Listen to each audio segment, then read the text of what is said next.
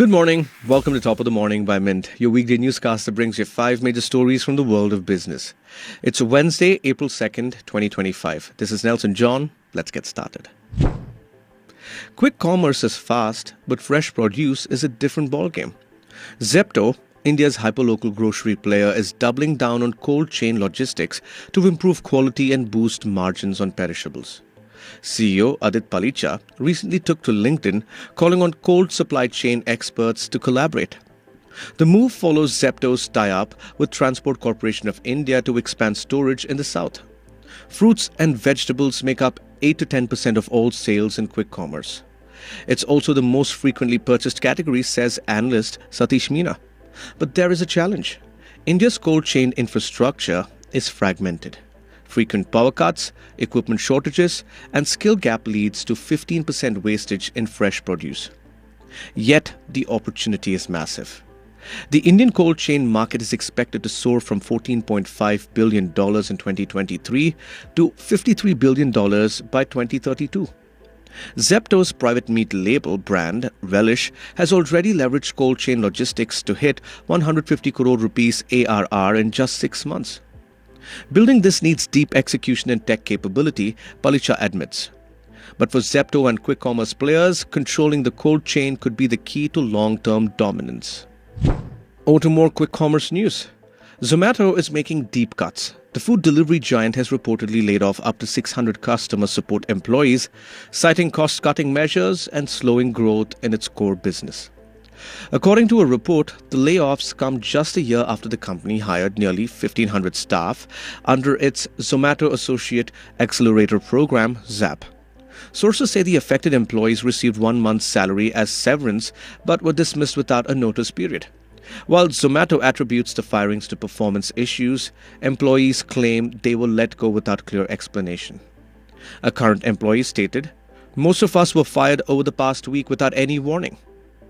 The move coincides with Zomato's increased use of AI-driven automation in customer support and mounting losses at its quick commerce arm, Blinkit. On Reddit, former employees have voiced frustration, with one alleging they were fired for being late by an average of just 28 minutes over 3 months. No warnings, no chances given to improve, just a cold termination, they wrote. Despite the layoffs, Zomato's stock remained resilient, closing 0.84% higher at 203.20 rupees on Tuesday. The company has yet to officially comment on the job cuts. Aditya Birla Real Estate Limited, ABREL, is exiting the paper business, selling Century Pulp and Paper to ITC Limited for 3,500 crore rupees. Now it's a move aimed at sharpening its focus on real estate. The sale price exceeded expectations, surpassing brokerage estimates of 2,000 to 3,200 crore rupees. Nomura valued the deal at an 18x EV/EBITDA multiple for FY25, much higher than its previous estimate. ABREL's paper business has been struggling. Revenue fell 5.5% year-on-year in FY24, while EBITDA margins shrank by 410 basis points. The deal will ease financial pressure, cutting ABREL's net debt 4,300 crore rupees as of December to near zero, boosting its ability to invest in real estate projects. This follows a 280 crore private equity deal with Mitsubishi Estate in January, giving ABREL the liquidity to sustain its expansion. However, cash flow from key real estate projects like Niada will only materialize significantly from FY27. Despite these strategic shifts, ABREL stock is down 21% in FY25. Investors will closely watch Q4 results and the Niada Phase 3 launch in FY26 for signs of recovery.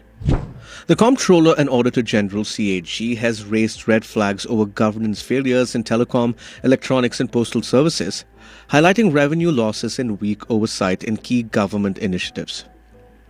CAG found that the Department of Telecommunications (DOT) failed to recover 2,463.67 crore rupees from telecom service providers due to delays in revenue assessments.